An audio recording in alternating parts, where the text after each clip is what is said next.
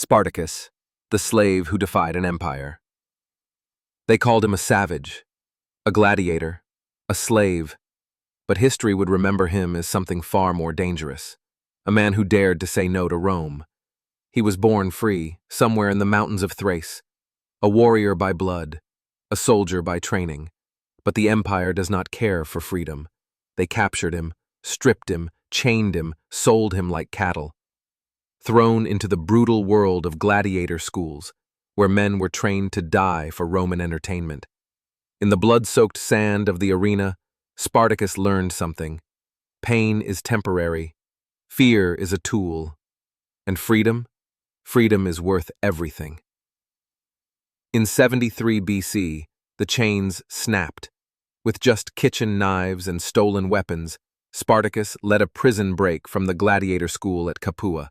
A few dozen slaves at first, but word spread like fire. The people Rome had crushed, gladiators, farmers, deserters, women, even children, they all followed him, not because he promised victory, but because he promised dignity. He wasn't just running, he was fighting back, against Rome, against slavery, against fate. With each battle his army grew, from dozens to thousands to over 70,000 men. And Rome, the greatest empire the world had ever known, began to tremble. They sent armies to crush him. He crushed them back, outsmarted generals, ambushed legions, turned terrified slaves into warriors. But Spartacus didn't want to conquer. He wanted to go home. He dreamed of crossing the Alps, of returning to Thrace, of living free just once more. But freedom, in Rome's world, was rebellion, and rebellion had to be destroyed. Rome sent Marcus Licinius Crassus, the richest man in Rome, ruthless, calculating, with 8 legions at his back and orders to kill every last one of them. The final battle came in 71 BC. Spartacus knew he would die, but he didn't run.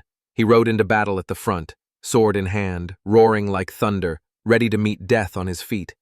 He fell, like a warrior. They never found his body. Rome crucified over 6,000 of his followers along the Appian Way, a message written in blood.